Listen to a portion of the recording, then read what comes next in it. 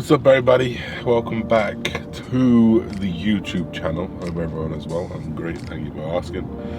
Today, or in this video, I'm gonna just like talk you through what I do, tell you and show you all of the things that I do to be able to.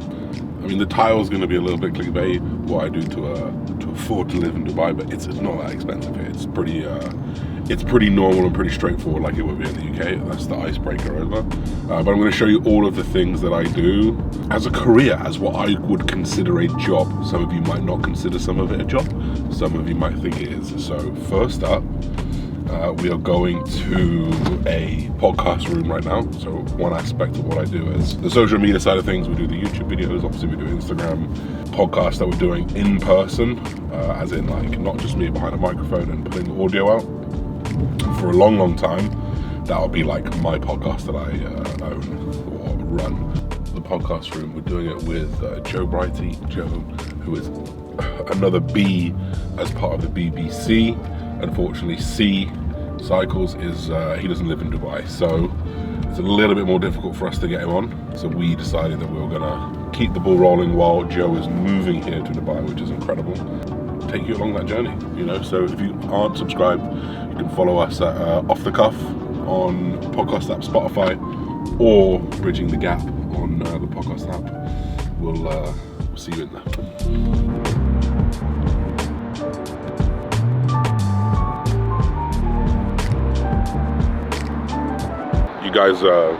You guys probably don't get them, of course, unless you're in Dubai, but we get like Dubai memes pop up. And one of them was like a picture of like all of the old games consoles in a row, and it was like when you're like the Dubai skyline. And we just stood and looked here, we think there's one over my left shoulder, and it's literally a fucking PS4 or PS5. It's just crazy buildings here, crazy.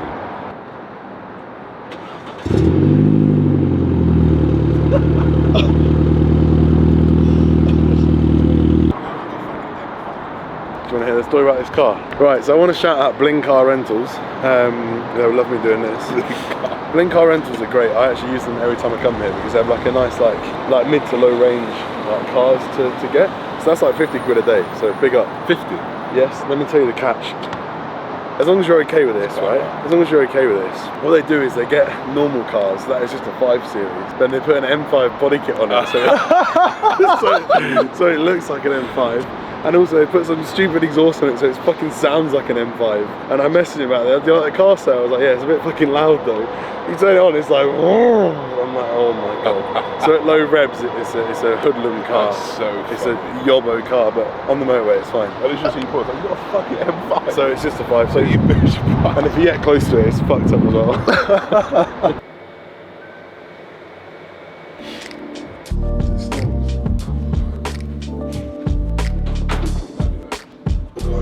Big for these things, you know? I didn't realise.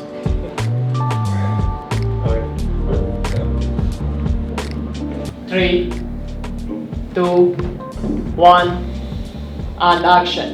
Welcome back, everyone, to the Off the Cuff podcast. Right, it feels good to be back. We got a 2-hour special, something coming up for you. Welcome, Josh. How are you doing? I'm alright, mate. Thanks for having me on. Very disillusioned with the UK. I just simply don't want to be there for various reasons. If it wasn't, if I'm already the best I've been now, I guess I'd say 90 prep. Also, by the way, last time we were on this podcast, you were going into CrossFit, weren't you? Oh my god. My testosterone was at 2.2, I think it's now 203, which is great. So from looking at it bigger and sounding a bit deeper, that might be the reason why. Completely understood the reason. Completely understood where I was going to go from there. But yeah, I needed a fresh look. So yeah, a lot more measured since then. A lot less. I don't know how I feel about it truly, even after 42 weeks. So it was very good. So that's a wrap. Off the Cuff is back. We were just saying we could probably get a whole season. It could be like 6, 7, 8 episodes inbound soon. We'll drop them weekly or bi-weekly or every other week. We'll see what we do. But check us out on Spotify, podcast app, Instagram, YouTube, and YouTube.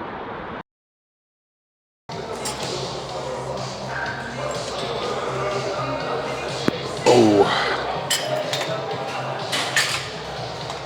Hi guys, so we're back in a gym, and this is like the next part of what I do. Well, there's 2 parts in a row. Number 1, I train, I'm a bodybuilder, professional bodybuilder, I have to be pro. And number two, I train people, online coaching. So I'm in with an online coaching client today who's just stopping by in Dubai. So we had to get a session and enjoy that.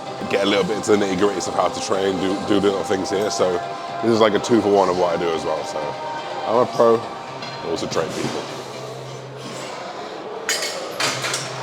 Sweet.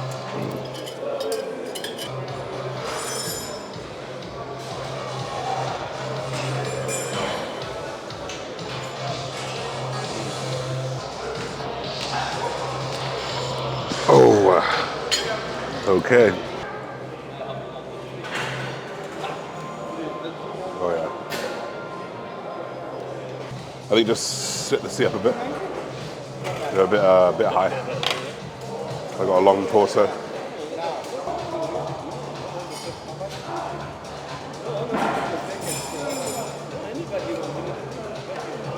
Good. Now we start working. Come on. Good. Keep moving. Good, and another one. Good, at least 2 here. Come on. Push. Yeah, still moving. Remember, it's heavy at the bottom. Push through it. And it drops off. Good. And again, and again. Come on. All the way there. Push. There you go. It does get real heavy at the bottom. Nice. A little bit light, maybe. Alrighty.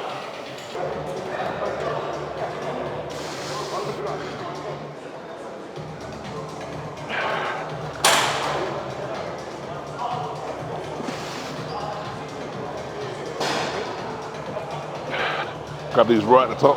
Yep. Push. Front. Skip. All right. Yeah, that's it. How many reps did you go on that first one? Quite a few. Try the same, drop below 15 reps. Control right at the top bit, control right at the top bit. Yeah, that's it. Good. Slow at the top, all the way down. Drive hard. Good. I'll keep you smooth on this one.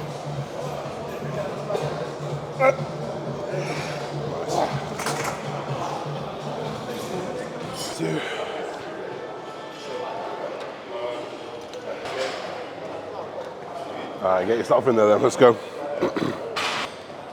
Good, come on. Yeah, nice. Another one. Yeah, good, that moved. Nice. All right, I'm gonna do a little bit more. That was the meathead in me. I was like, do I put a 15 on or just round up to 20? So, 20 we are.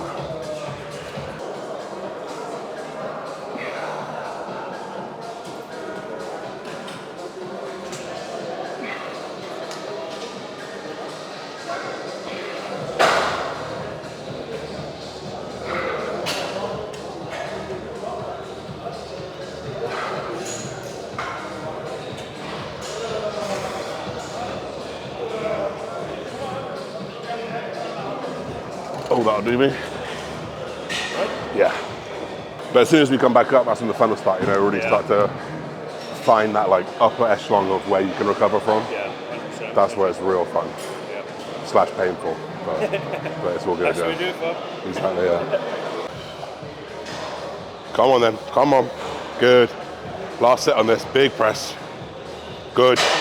And again, take 2 at least. Press. Good, still moving again. Come on, keep going. Press. Good, one more. I'll keep it nice and smooth. Press. That's the finish, that's perfect finish. Oh yeah.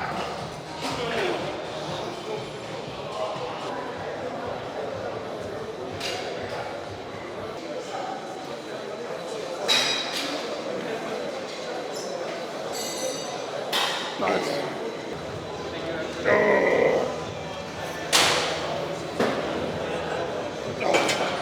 Nice.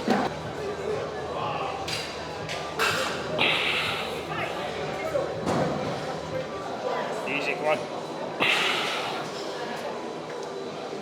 Let's go. Push, come on. Yep. Up. All the way, all the way, all the way. There we go. That's it.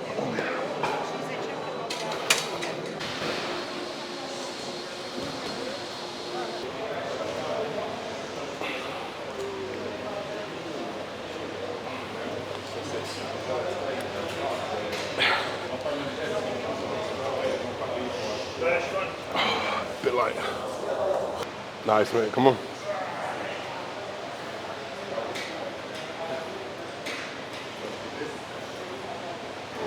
Good. First, last couple. Yep.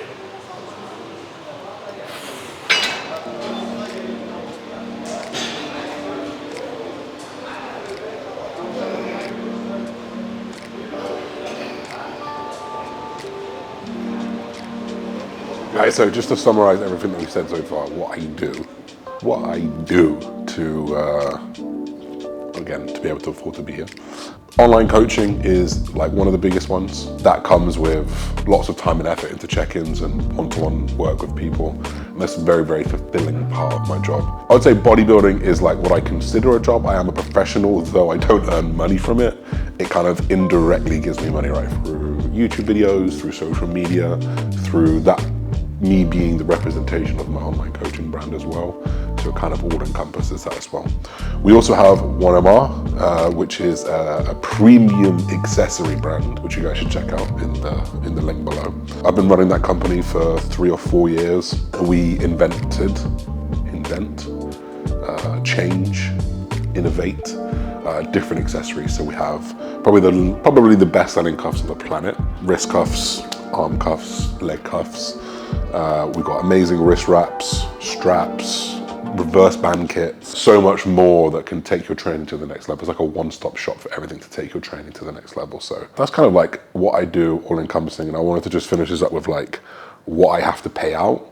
And how much like life here costs, because I think a lot of people get interested in that now. This is what I choose to do.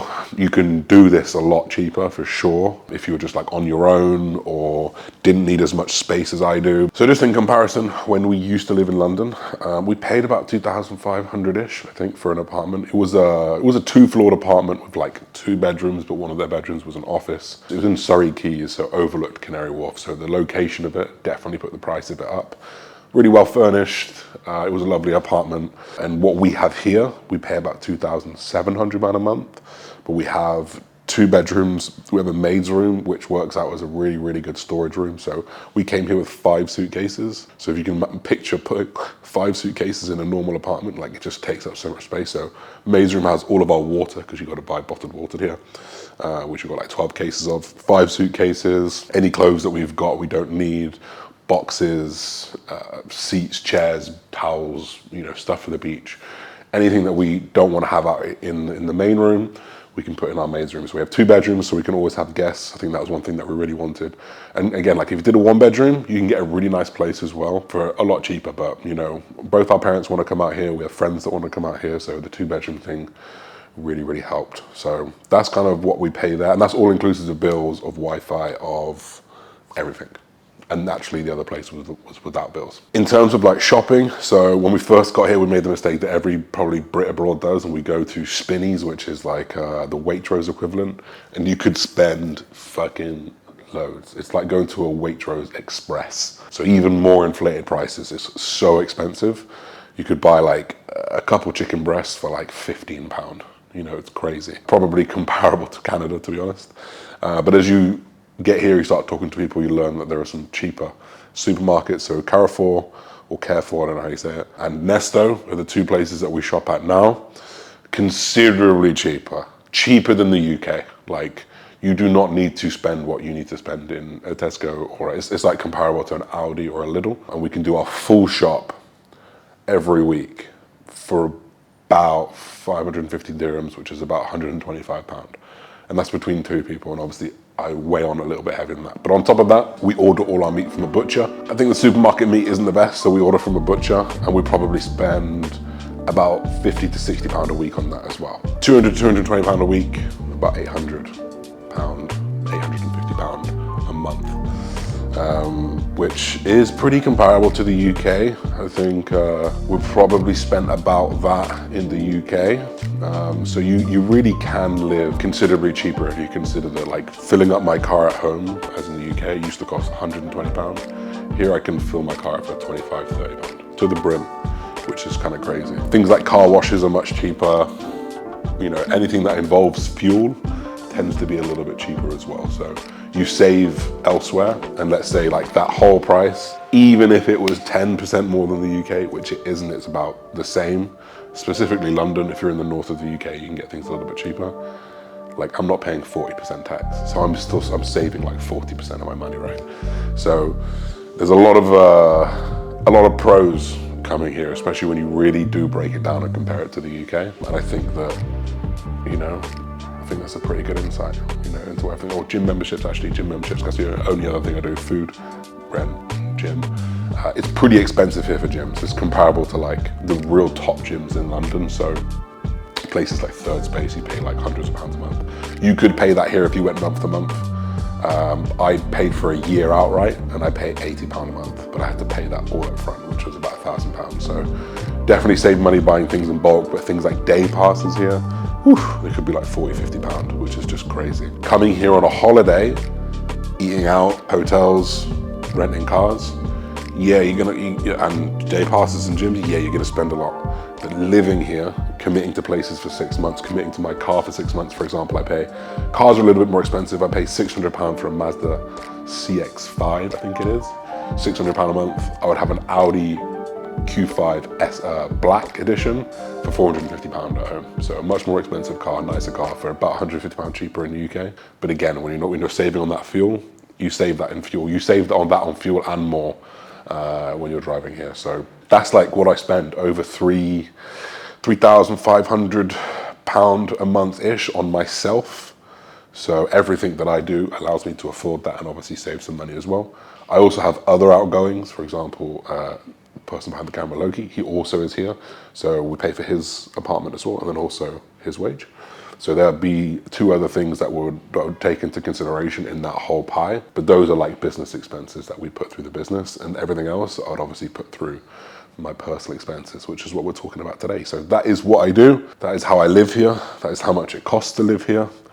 You can do it much, much cheaper. So don't use that as like the standard. That's like a little bit more expensive. And you can obviously go way more expensive. If you're balling, you can do it too, and you can live good here. So guys, we're gonna wrap that up. I hope you guys enjoy this type of video. If you wanna see more, comment down below, drop a like. We'll see you in the next video. Peace.